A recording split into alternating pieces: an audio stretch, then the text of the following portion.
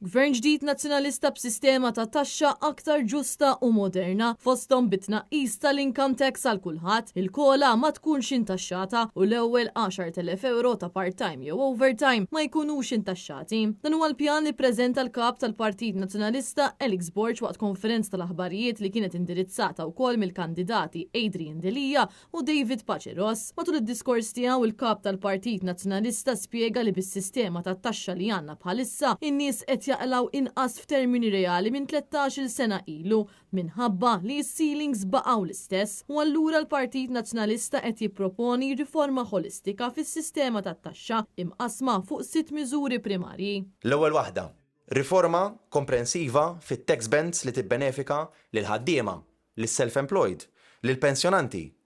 Dan ser ifisser propju tnaqqis tat-taxxi lil kulħadd. Jiġifieri ta' tnaqqis tat-taxxi lil dawk il-persuni li jgħixu waħedhom, tnaqqis tat-taxxi lil miż-żewġin, tnaqqis tat-taxxi lil familji u ġenituri.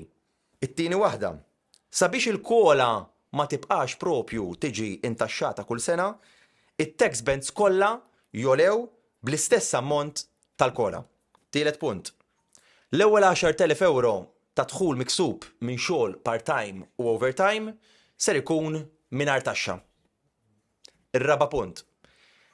Ser nkunu qegħdin irresqu inċentivi għal dawk il-familji Maltin u Għawċin illi jospitaw studenti barranin. Il-ħames. Ser nkunu qed noħolqu skills wallet ta' 1,000 euro lil kull ċittadin Malti ta' 18-il sena l fuq.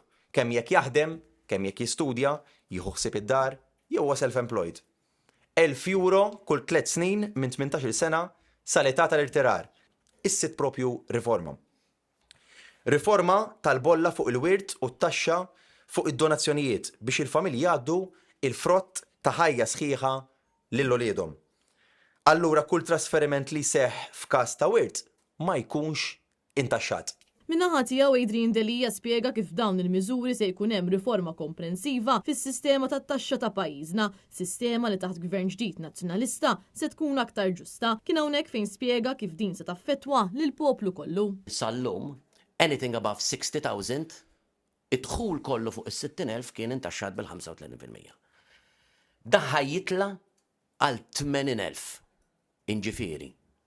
Minn 80,000 il-qoddim biss jibqa' jiġi intaxxat bil-35%. Dan ifisser allura meta tasal garanzija ta' benefiċċju minimu ta' 1,200 fis-sena għal kull ħaddiem, self-employed u pensjonat. Il-kandidat David Paceros spjega li jekk ġenitur jaqaf jaħdem sabiex jospita student barrani se jkun qed jingħata kreditu tal-NI għal 3 snin, dan fil-waqt li spjega wkoll il-benefiċċju tal-Skills Wallet li ħabbar il-Partit Nazzjonalista u li sejjejn fir-reskilling u l-upskilling tal-ħaddiema. Dan huwa Skills Wallet diġitali ta' 1,000 euro imġeddet kull 3 snin. Issa, il-flus jitlu mod awtomatiku. Minar applikazzjonijiet, minar means test, minar burokrazija. U l-kors u l-fornitur tażlu int. Jiġridana mill-lista tar Reġistru Strateġiku Nazzjonali tal-ħiliet. Il-flus se jingħataw minn qabel ma jibda l-kors. Giulia Falzon għal Net News.